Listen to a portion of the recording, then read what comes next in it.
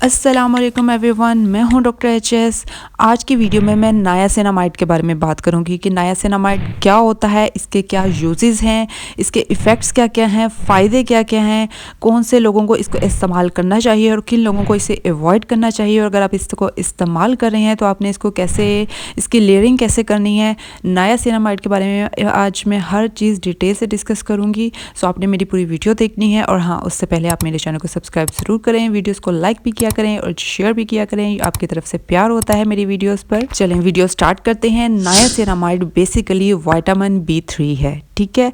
इसके जो इफ़ेक्ट्स या बेनिफिट्स की बात करें तो ये हमारे सीबम प्रोडक्शन को जो है ना वो कम करता है, हमारे जो डार्क स्पॉट्स होते हैं उनको भी कम करता है, उनके अपीयरेंस को। उसके अलावा हमारी जो इन्फ्लेमेशन होती है या सोजिश हो जाती है या एक्नी होती है हमारी स्किन पे, उसको भी काफ़ी ज़्यादा कम करने में हेल्पफुल होता है, क्योंकि एज ए एंटी इन्फ्लेमेटरी भी काम करता है। उसके अलावा कुछ रिसर्च में ये भी देखा गया है कि ये हमारे जो मेलानिन, जो कि आपकी स्किन को डार्क कलर देता है, या जैसे मिलाज़मा वगैरह होता है, उसमें मेलानिन की जो रीडिस्ट्रीब्यूशन है ना उसको कम करता है, ठीक है। और जिसकी वजह से आपके जो छाइयाँ वगैरह बनती हैं उसमें भी ये काफ़ी ज़्यादा इफेक्टिव है। उसके अलावा इसके फोटो प्रोटेक्टिव इफ़ेक्ट्स भी हैं, जो कि बहुत अच्छी बात है। हमारे जो एक्नी स्कार्स होते हैं उनको भी ये हील करने में हमारी मदद करता है। हमारी जो ऑयल की प्रोडक्शन है ना उसको कम करता है, जिसकी वजह से ये ऑयली स्किन वालों के लिए और एक्नी प्रोन स्किन वालों के लिए बहुत अच्छा इंग्रेडिएंट है। और ये हमारी जो सेरामाइड्स की प्रोडक्शन है हमारी स्किन में उसको ज़्यादा करता है, और हमारी स्किन की इलास्टिसिटी को भी बेहतर करता है, हमारी स्किन टोन को इवन करता है। जब एक सिंगल इंग्रेडिएंट के इतने ज़्यादा आपकी स्किन पे फ़ायदे हैं तो क्यों नहीं इस्तेमाल करना चाहिए, डेफिनेटली करना चाहिए। बहुत अच्छा इंग्रेडिएंट है। अब बात कर लेती हूँ ये कौन सी फॉर्म्स में हमारी मार्केट में अवेलेबल होता है। ये फेस वॉश या क्लेंजर में भी पाया जाता है। उसके अलावा हमारे मॉइस्चराइजर्स में, सीरम्स की फॉर्म में, इन सब में हम मार्केट में, और सन ब्लॉक वगैरह में भी मिलता है। लेकिन मैं आपको ये कहूँगी कि फेस वॉश या क्लेंजर में इतना लगाने का फ़ायदा नहीं होता, क्योंकि वो 1 से 2 मिनट क्रीम अपने फेस पे लगाते हैं तो इतनी जल्दी सारे इंग्रेडिएंट्स हमारी स्किन पे एब्जॉर्ब नहीं होते। तो बेहतर ये कि आप सीरम या मॉइस्चराइज़र फॉर्म में लें। अगर आपकी स्किन ऑयली है या कॉम्बिनेशन है तो आप सीरम फॉर्म में नायासिनामाइड को इस्तेमाल करें, और अगर आपकी स्किन ड्राई है, सेंसिटिव है, तो आप मॉइस्चराइज़र फॉर्म में इस्तेमाल करें। ये आपके लिए ज़्यादा बेटर ऑप्शन रहेगा। और ये दोनों फॉर्म में ही, चाहे वो सीरम हो या मॉइस्चराइज़र हो, में बहुत अच्छे से काम करता है। इसकी एफिकेसी पे कोई फ़र्क नहीं पड़ता।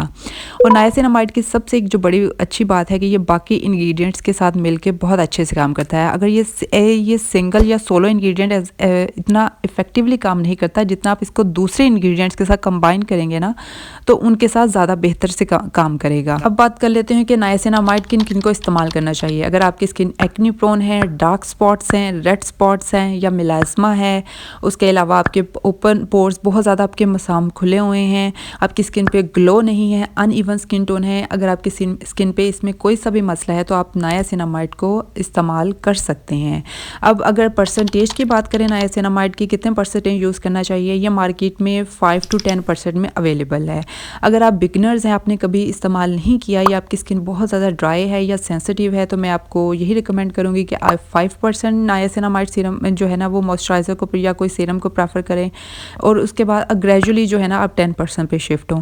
लेकिन 10% से ज़्यादा नायासिनामाइड जो है ना वो उसको आपने इस्तेमाल नहीं करना, क्योंकि ये आपकी स्किन को इरिटेट कर सकता है। इसको दूसरे इंग्रेडिएंट्स लाइक एलोवेरा, पैंथेनॉल, इनके साथ कंबाइन करके लगाते हैं, या आपकी प्रोडक्ट में ऑलरेडी ये चीज़ें हैं, तो नायासिनामाइड ज़्यादा अच्छे से इफेक्टिवली काम करता है। और अगर मैं बात करूं कि आप नायासिनामाइड को किन किन इंग्रेडिएंट्स के साथ कंबाइन कर सकते हैं, अगर आपकी स्किन पे एक्नी है या एक्नी प्रोन है तो आप नायासिनामाइड और सैलिसिलिक एसिड को कंबाइन करके यूज़ कर सकते हैं।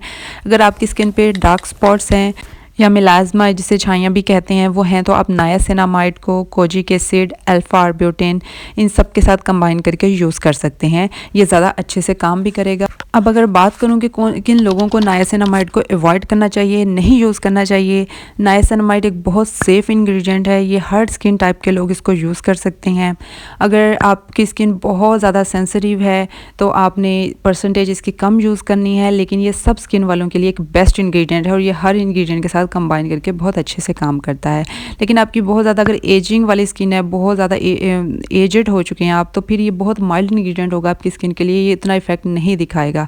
या अगर आपकी स्किन पे एक्टिव एक्नी है, बहुत ज़्यादा वो पस वाली एक्नी है, तो भी आप अवॉइड करें क्योंकि ये आपकी स्किन को इरिटेट कर सकता है।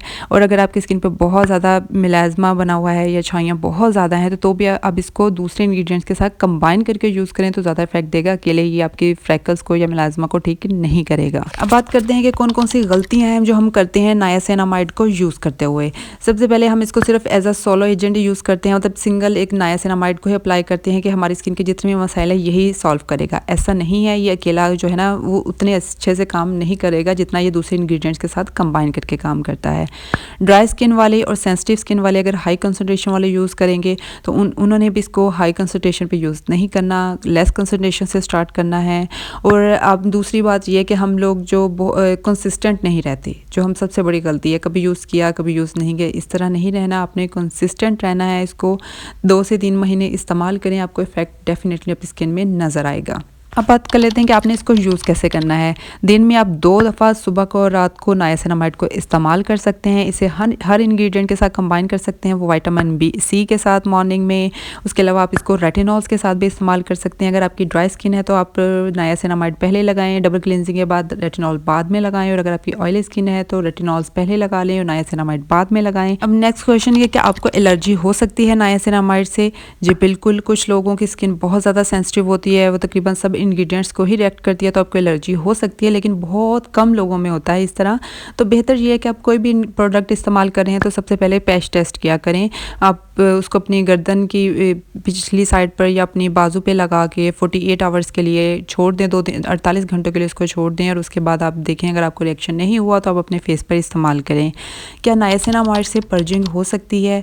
नायासिनामाइड पर्जिंग नहीं करता। पर्जिंग मतलब कि जो पर्जिंग होती है कि आपकी स्किन के अंदर जो दाने होते हैं ना, जब आप कुछ प्रोडक्ट्स जैसे रेटिनॉल्स वगैरह इस्तेमाल करते हैं तो वो उनको निकाल के बाहर ले आते हैं। बेसिकली वो एक हीलिंग का प्रोसेस होता है, वो उसको ठीक कर देता है, अंदर से आपकी स्किन को ठीक कर रहा होता है।